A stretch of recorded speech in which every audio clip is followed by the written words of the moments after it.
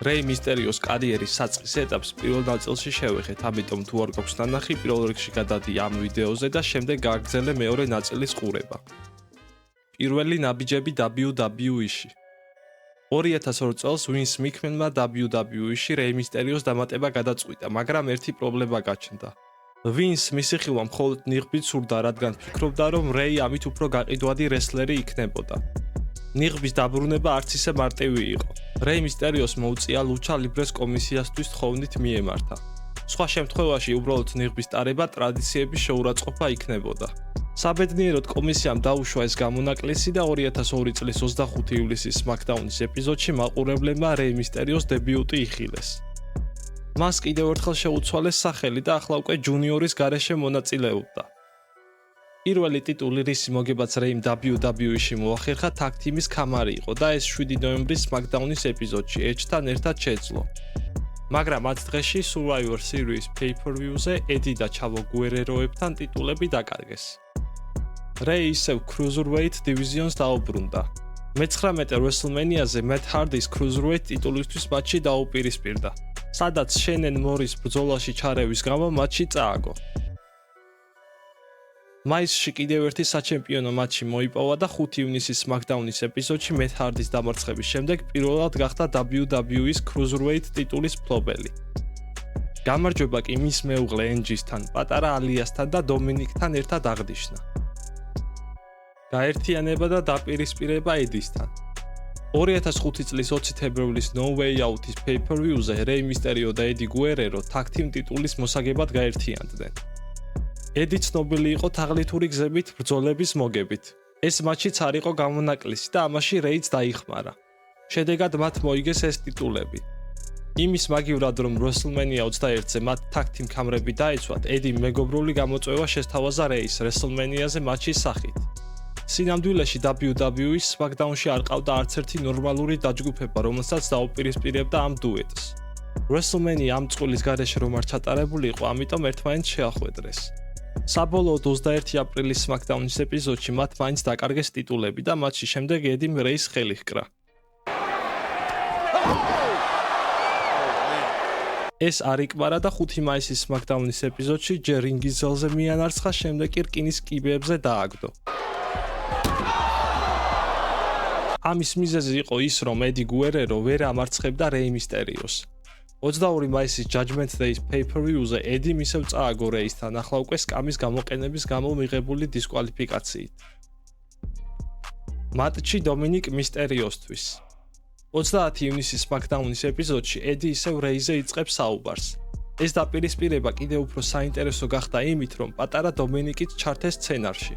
აჩვენეს კადრებით, თუ როგორ ესტუმრა ედი დომინიკს საბავშვო ბაღში და დაპირდა, რომ მოუყვებოდა საიდუმლოს, რომელიც არასდროს დაავიწყდებოდა. შეშინებული რეი მისტერიო გამოდის რინგზე და სთხოვს, რომ ეს საიდუმლო პატარა ბიჭისთვის არ გაენდო. საინტერესოა, რა საიდუმლოზე იყო საუბარი. რეალურად დომინიკი რეის შვილია, მაგრამ სცენარის მიხედვით ედი იქნებოდა ბიოლოგიური მამა და ამაზე აშენდებოდა სიუჟეტი. 24 ივლისის The Great American Bash-ზე ჩაინიშნა მატჩი ერთი პირობით, თუ გუერერო წააგებდა, ამ საიდუმლოს არ გაამჟღავნებდა. რეიმ ეს მატჩი მოიგო, მაგრამ მომდევნო შოუზე ედიმ დაარღვია პირობა და საიდუმლო გათქვა. ამასთან ერთად სასამართლოს გადაწყვეტილებაც გაახმოვანა, სადაც ეწერა, რომ დომინიკი მასთან უნდა დაბრუნებულიყო. 11 აგვისტოს SmackDown-ზე ეს ცერემონია უნდა შემდგარიყო, მაგრამ რეიმ ედის საინტერესო შეთავაზება გაუკეთა. SummerSlam-ზე მატჩი ისინი კიდევ შეხვდებოდნენ ერთმანეთს და ჰაერში პატარა დომინიკზე მეორეობის კონტრაქტი იქნებოდა ჩამოკიდებული. ედის რეი მისტერიოს დამარცხების სურვილმა ამ გიჟურ შეთავაზებაზე დათანხმება აიძულა. მატჩში ედი ყველაზე ახლოს იყო გამარჯვებასთან, მაგრამ მას ჯერ პატარა დომინიკმა შეუშალა ხელი, რომელიც მალევე რინგის კუთხეში დატუქსა, შემდეგ კი ედის მეუღლე ვიკი გუერეროთ ჩაერთო. ვიკიმ მას ჯერ კიბე გადაუყირავა, ამის შემდეგ კი გადაადგილების საშუალება არ მისცა და რეი მისტერიომ დომინიკისთვის ბრძოლა მოიგო. მატჩის დასრულების შემდეგ გაბრაზებული ედი კიბეებს აქეთ-იქით ისროდა. რეი კეისით ხელში დაბრუნდა რინგზე და ედი გუერეროს დამშვიდებაში დაეხმარა. 2005 წლის 9 სექტემბრის SmackDown-ის ეპიზოდში ედი გუერერომ რეი მისტერიოს წინააღმდეგ პირველი და უკანასკნელი გამარჯვება მოიპოვა. სამწუხაროდ 2005 წლის 13 ნოემბერს ედი სასტუმროს ნომერში გულის შეტევისგან გარდაცვლილი იპოვეს. WWE-მ ედის პატივსაცემად სამახსოვრო შოუ მოაწყო, სადაც რეი მისტერიოს ემოციური გამოსვლა ჰქონდა. ამ საუბრისას რეიმ ნიღაბიც კი მოიხსნა.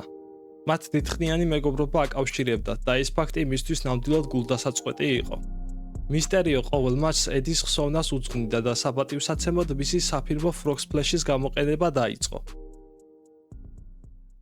პირველი მსოფლიო ტიტული 2006 წლის 29 იანვარს Royal Rumble მატჩში რეი მისტერიო მეორე ნომრად ჩაერთო.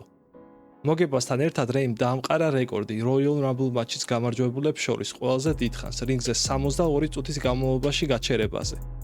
რენდი ორტონის გამოთიშვის შემდეგ მან WrestleMania-ზე სატიტულო მატჩში მონაწილეობის შანსი მიიღო. მაგრამ No Way Out-ზე ისევ ორტონთან არასამართლიანად წაგებული ბრძოლის გამო დაკარგა. SmackDown-ის გენერალურ მენეჯერს Teddy Longs ეს არ გამორჩენია და რეი ტიტულისთვის მატჩი დაამატა.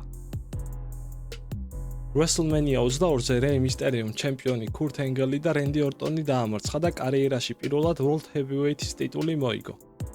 მომდევნო წლების განმავლობაში ეს ქამარი კიდევ ორჯერ მოიგო. ამასთან ერთად მის საჩემპიონო კოლექციას 2 ინტერკონტინენტალის ტიტული მიუმატა. ხანმოკლე ჩემპიონობა 2011 წლის Money in the Bank-ის ღონისძიებაზე CM Punk-მა John Cena დაამარცხა და WWE-ის ჩემპიონობა მოიპოვა. CM Punk-ი ამ მატჩამდე აცხადებდა, რომ გამარჯვების შემდეგ კომპანიას დატოვებდა და ტიტულსაც თან წაიღებდა. მან ეს სიტყვები სისრულეში მოიყვანა და მისმა WWE-ის ტიტული ვაკანტური გახადა. ახალი ჩემპიონის გამოსავლენად შექმნილი ტურნირის ფინალში რეი მისტერიომ The Miz-ი დაამარცხა და მოიგო WWE-ის ტიტული. გასახდელში ჩემპიონობას აღნიშნეს და მას გამარჯვება John Cena-ვაც მიუღლოცა. იმავე საღამოს ახალმა ხელმძღვანელმა Triple H-მა მაყურებელს კიდევ ერთი საჩემპიონო ბრძოლა დაუანონსა, ახლა უკვე Cena-ს და რეის შორის. რეი მისტერიოს ჩემპიონობა 2 საათი გაგრძელდა და ტიტული ჯონთან დაკარგა.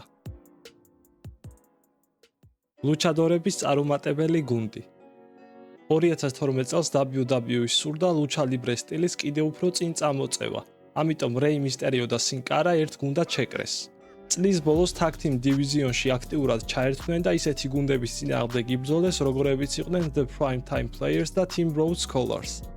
მათმა დუეტმა საჩემპიონო ტიტულებისთვის ბრძოლა ვერ შეძლო, რადგან ორივემ მუხლის ტრავმები მიიღეს და WWE-მ ისინი შოუდან ჩახსნა. 2015 წლის 26 თებერვალს რეი მისტერიომ თავისი სურვილით დატოვა WWE. ძირითადი მიზეზი მისი ტრავმები და კომპანიაში არსებულ როლზე უკმაყოფილება იყო. ტრაგიკული ინციდენტი. კარიერის მომდევნო წლები რეიმ ისევ დამოუკიდებელი რესლერის როლში გაატარა. დაიწყო მატჩების ჩატარება Lucha Underground, Lucha Libres და New Japan Pro Wrestling-ის ორგანიზაციებში. შეხვდა Pentagon Juniors, რომელიც დღეს უკვე Penta-ს სახელით მონაწილეობს WWE-ში.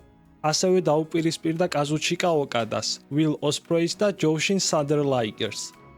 რეი მისტერიოს მექსიკაში დაბრუნებისას ტრაგიკული ინციდენტი შეემთხვა. 2015 წლის 20 მარტი. ტიხუანაში ჩატარებულ ივენტზე რეი Tag Team მატჩში იღებდა მონაწილეობას. ერთ-ერთ მომენტში მოწინააღმდეგე Pero Aguayo Jr. საფირმო მოძრაობისთვის ამზადებს. თითქოს არაფერი უცნაური. რეი ასრულებს მოძრაობას, მაგრამ Pero თოკებზე ჩამოკიდებული რჩება. მის გამოღვიძებას თანაგუნდელი ცდილობს, მაგრამ უშედეგოდ. მისტერიომ და დანარჩენმა რესლერებმა გააგრძელეს მატჩი. რა თქმა უნდა, ეს არავის არ ადარდებდა. მთელი ყურადღება Pero Aguayo-ზე იყო მიმართული. სამწუხაროდ ექიმებმა მას სათანადო დახმარება ვერ გაუწიეს. ამავე შოუზე კიდევ ერთი რესლერი დაშავდა და მხოლოდ ერთი საკაცის არსებობის გამო ის საავადმყოფოში ხის ფიცრით გადაიყვანეს. რამოდენიმე საათის განმავლობაში აქტიურად ცდილობდნენ მის გადარჩენას, მაგრამ იმავე ღამეს Pero გარდაიცვალა.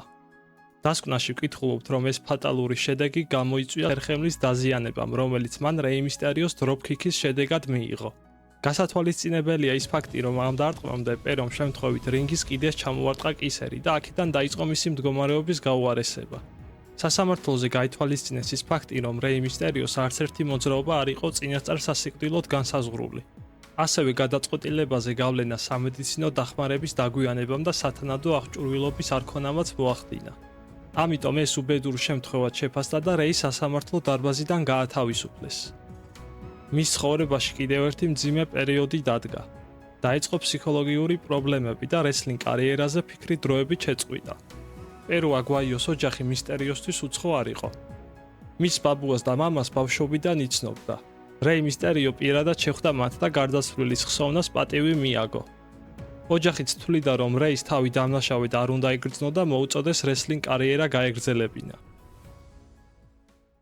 დაბრუნება WWE-ში. 2018 წლის 28 იანვარს Royal Rumble მატჩი ყველასთვის მოულოდნელად რეი მისტერიო გამოჩნდა და მის კარიერაში ახალი ეტაპი დაიწყო. რეიმ United States-ის ტიტულს დაადგა თვალი. Grand Slam ჩემპიონობისთვის მხოლოდ ეს ტიტული სჭირდებოდა. 2019 წლის თებერვალში United States-ის ქაბრისთვის ბრძოლა დაიწყო. Samoa Joe-სთან ჯერ Fastlane-ზე წააგო მატჩი, შემდეგ კი WrestleMania 35-ზე 58 წამში. მესამე წლით Money in the Bank-ზე მოიპოვა ქამარი და ისტორიაში 21 Grand Slam ჩემპიონობის წოდება. მამაშვილის გაერთიანება. რეი ყოველთვის ამბობდა, რომ მისი ოცნება იყო შვილის გვერდით რინგზე თუნდაც ერთი მატჩი ჩაეტარებინა. ეს ოცნება მას უკვე არაერთხელ აუსრულდა, მაგრამ ნახოთ როგორ დაიწყო ეს ყველაფერი. დომინიკის პირველი სერიოზული დაპირისპირება Seth Rollins-ის წინააღმდეგ შედგა. ამის მიზეზი გახდა სცენარის მიხედვით რეის თვალის დაზიანება. ეს მატჩი 2020 წლის SummerSlam-ზე შედგა, სადაც რეი მის გვერდით იყო. მოგვიანებით რეი და დომინიკი ერთად დაუპირისპირდნენ Seth Rollins და Buddy Murphy-ს. 2021 წელს რეიმ და დომინიკმა SmackDown-ის Tag Team ტიტულისთვის დაიწყეს ბრძოლა. WrestleMania Backlash-ზე მათ Dolph Ziggler და Robert Roode დაამარცხეს და ისტორიაში პირველი მამაშვილი გახდნენ, ვინც Tag Team ტიტული მოიგეს. მამაშვილის წინააღმდეგ. 2022 წლის ზაფხულში Edge-ს Judgment Day-სთან დაპირისპირებაში რეი და დომინიკი შეუერთდნენ. 1 აგვისტოს რავის ეპიზოდში Edge-მა შემთხვევით მოძრაობას ფიერი დომინიკ მისტერიოს გაუკეთა. მათ შორის დაძაბულობა დაიწყო, მაგრამ Judgment Day-სთან მატჩი მაინც ერთგუნდად გავიდნენ. 2022 წლის Clash at the Castle-ზე მატჩის შემდეგ დომინიკმა მოულოდნელად Edge-ს და რეის უღალატა. დომინიკ მისტერიო დაჯგუფება Judgment Day-ს ოფიციალურად შეუერთდა. დომინიკი მამამისე თავდასხმას ახლა უკვე Rhea Ripley-სთან ერთად ყოველკვირა განაგრძობდა. ბოლოს კი WrestleMania-ზე მატჩი გამოიწვია. რეი მისტერიო უარს ამბობდა შვილთან დაპირისპირებაზე და ამის გამო რავიდან SmackDown-შიც კი გადავიდა. დომინიკი ამანაც არ შეაჩერა და ახლა უკვე ოჯახის შეურაცხყოფაზე გადავიდა. ეს უკვე წითელი ხაზის გადაკვეთა იყო და WrestleMania 39-ზე მამაშვილის მატჩი ჩაინიშნა. ამ მატჩამდე WWE-ის Hall of Fame-ის ყოველწლიურ დაჯილდოებაზე რეი მისტერიო დიდების დარბაზის წევრად აღიარეს და დაუფასეს მისი ლეგენდარული კარიერა. რეიმ LWO-ს აღადგინა მექსიკელ და პუერტორიკოელ რესლერებთან ერთად. WrestleMania 39-ზე რეიმ დომინიკს პატარა მამაშვილური გაკვეთილი ჩაუტარა. Judgment Day ჩაერია მატჩი, მაგრამ LWO-მ ისინი გაანეიტრალა. დომინიკ მისტერიო ედის მსგავსად ცდილობდა თაღლითობით მოგებას. იქვე საკომენტატორო ზონაში მყოფმა Bad Bunny-მა მის საშუალება არ მისცა და მამამ შვილი რესლინგის მთავარ ღონისძიებაზე დაამარცხა. საინტერესო ფაქტები რეი მისტერიოზე. როგორც რეი მისტერიო თავის წიგნში ამბობს, რწმენა მისი ცხოვრების მნიშვნელოვანი ნაწილია და ის რელიგიით კათოლიკეა. ერთ-ერთი მოგზაურობისას დაავიწყდა ჯვრის წაღება. სახლში დაბრუნებამდე მთელი გზა ნერვიულობდა და თავს დაუცველად თვლიდა. ეს რომ აღარ განმეორებულიყო, რეიმ ჯვარი გულმკერდზე ტატუდ დაიტანა. WWE-სთან კონტრაქტის გაფორმებისას რეის საშუალება ჰქონდა მის საფირმო მოძრაობაზე სახელი თავად შეერჩია. მისი მშობლიური მხარის საპატივსაცემოდ რეიმ კალიფორნიის, კერძოდ კი სან-დიეგოს რეგიონის კოდი 619 გამოიყენა. WWE ერაყის და ავღანეთის სამშვიდობო მისიებში მონაწილე ჯარისკაცებს აქტიურად სტუმრობდა. ერთ-ერთი ასეთი შეხვედრისას რეიმ ჯარისკაცებს თხოვა, რომ მისთვის ავტომატის მხოლოდ ერთი ტყვის გასროლის უფლება მაინც მიეცათ. ჯარისკაცებმა უფროსებისგან ნებართვა მიიღეს და რეის იარაღი გადააწოდეს. რეი მისტერიოს ხელთათმანი სასახლეში გაეჭედა და მთლიანი მჭიდი დაცალა. საბედნიეროდ არავინ დაშავებულა და იარაღი იმ წამსვე წაართვეს. რეი ასევე დიდი ავტომოყვარულია და მისი მანქანების კოლექციაში არაერთი ცნობილი ბრენდის მოდელებს შევხვდებით. და ბოლოს, 50 წლის რეი მისტერიო დღემდე აგრძელებს რესლინგ კარიერას.